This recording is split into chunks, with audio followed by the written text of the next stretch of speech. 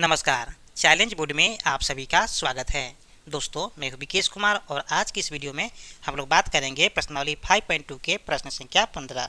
दोस्तों, यदि आप इस चैनल पर नए हैं तो एक लाइक कर दीजिएगा। चैनल को सब्सक्राइब करने के साथ साथ बेल आइकन को प्रेस जरूर करिएगा ताकि आने वाला प्रत्येक वीडियो का नोटिफिकेशन सबसे पहले आप तक पहुँचे। तो आइए अब हम शुरू करते हैं। प्रश्नावली 5.2 है और प्रश्न संख्या 15 है। दोस्तों, इस क्वेश्चन में कहा जा रहा है n के किस मान के लिए, ठीक है, दोनों समांतर श्रेणियों 63, 65, 67 इसी तरह से और भी है और 3, 10, 17 इसी तरह से और भी है, nवें पद बराबर होगा। जैसे कि यहाँ पर हमें क्वेश्चन में ये कहा जा रहा है हमारे पास दो समांतर श्रेणी दिया गया है, ठीक है। पहला समांतर श्रेणी है 63, 65, 67 इसी तरह से और आगे है और दूसरा समांतर श्रेणी है 3, 10, 17 इसी तरह से और आगे है। तो इसमें हमें ये कहा जा रहा है कि इसमें कहीं ना कहीं कोई एक ऐसा पद आएगा और इसमें भी कहीं ना कहीं एक ऐसा पद आएगा जो दोनों में समान अंक होगा, ठीक है। तो किस स्थान पर आएगा हमें ये पता करना है, यानी कि n का मान पता करना है। तो आइए हम सोल्व करते हैं और ये बहुत ही आसान क्वेश्चन है। जब इसको हम सोल्व करेंगे तो आपको आसान लगने लगेगा और ध्यान दीजिएगा कि इस प्रकार के क्वेश्चन एग्जाम में पूछे जाते हैं। इस बार भी पूछने की संभावना है, इसलिए आप इस वीडियो के लास्ट तक बने रहिएगा। तो आइए अब हम शुरू करते हैं। एक्सरसाइज 5.2 है और प्रश्न संख्या यानी कि क्वेश्चन नंबर 15 है, ठीक है। तो सबसे पहले हम क्या करेंगे कि मान लेंगे, ठीक है। मान लेंगे ये कि दोनों समांतर श्रेणियाँ के nवें पद समान है, ठीक है। यहाँ पर लिखेंगे माना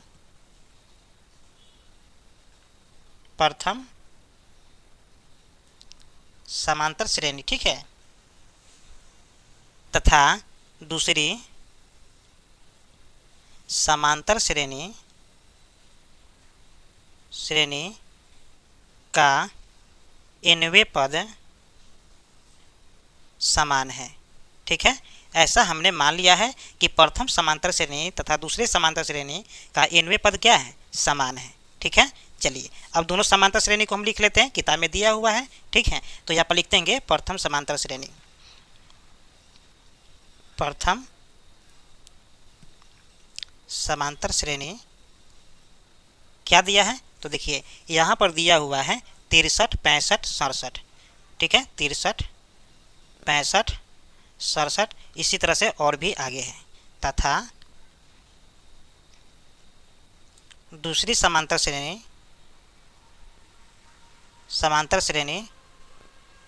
कितना है, दूसरी समांतर श्रेणी दिया हुआ है क्वेश्चन में 3, 10, 17 इसी तरह से और भी आगे चलते गया है, ठीक है।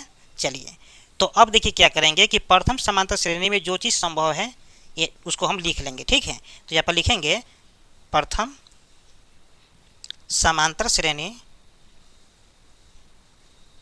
क्या है, देखिए प्रथम समांतर श्रेणी दिया है 63, 65, 67 इसी तरह से और भी आगे दिया है।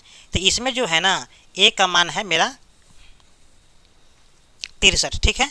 चलिए और यहाँ से हम निकालेंगे डी का मान। देखिए डी का मतलब होता है सारबंतर, और सारबंतर कैसे निकालते हैं, तो प्रत्येक दूसरे में से प्रथम को हम क्या करते हैं, माइनस कर देते हैं, ठीक है।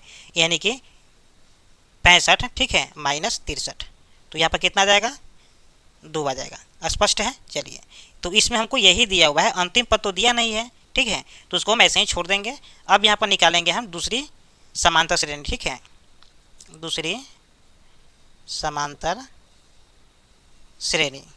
देखिए दूसरी समांतर श्रेणी क्या दिया है, तो दिया है 3, 10, 17 इसी तरह से और भी आगे है। तो इसमें जो हमें ये दिया है प्रथम पद यानी कि 3 है और यहाँ से हम डी निकालेंगे, ठीक है।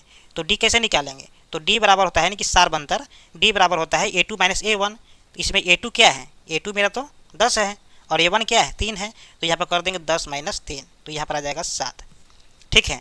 देखिए अब इसका भी निकालेंगे an और इसका भी निकालेंगे an, ठीक है, यानी कि an बराबर है an, ठीक है। यानी कि प्रथम श्रेणी का anवां पद और दूसरी श्रेणी का anवां पद क्या है, बराबर है। कब, जब दोनों का nवें पद समान होगा तो क्या करेंगे, anवां पद भी समान होगा, ठीक है। अब क्या करेंगे, इसके हम फॉर्मूला को लिख लेंगे, ठीक है।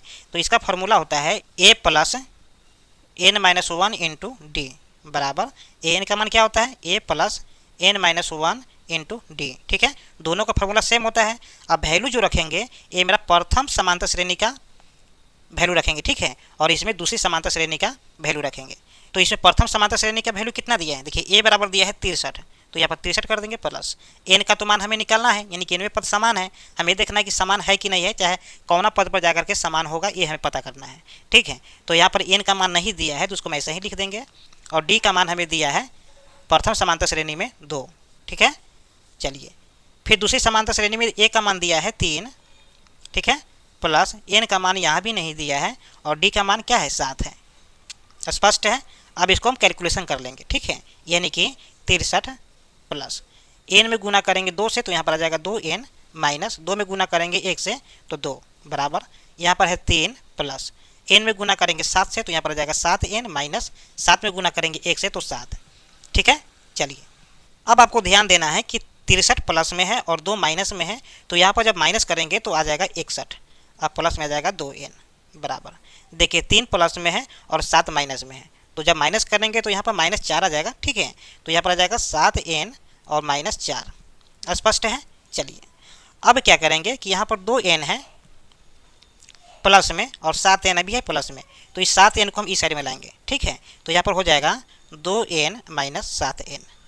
चलिए देखिए इस साइड में है 4 माइनस में तो 61 आएगा, इस साइड में तो प्लस में है तो क्या हो जाएगा माइनस में हो जाएगा, यानी कि 61, स्पष्ट है। चलिए देखिए 2n प्लस में है और 7n माइनस में, तो यहाँ पर जब माइनस करेंगे तो आ जाएगा 5n माइनस में, ठीक है, और यहाँ पर जाएगा माइनस में 65, माइनस से तो माइनस कैंसिल हो गया, तो यहाँ से हम निकालेंगे n का मान, तो n बराबर क्या हो जाएगा 65/5, ठीक है, और ये कटेगा 13 बार में 1 और 5 3 15, तो यहाँ पर लिखेंगे चूँकि n बराबर 13, ठीक है।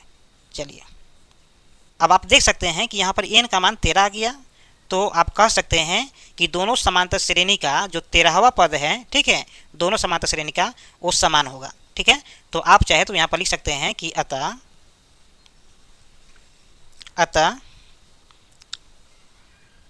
प्रथम समांतर श्रेणी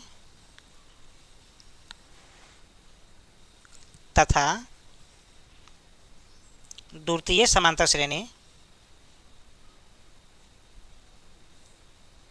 ठीक है, का 13वें पद, ठीक है, क्या होगा समान होगा,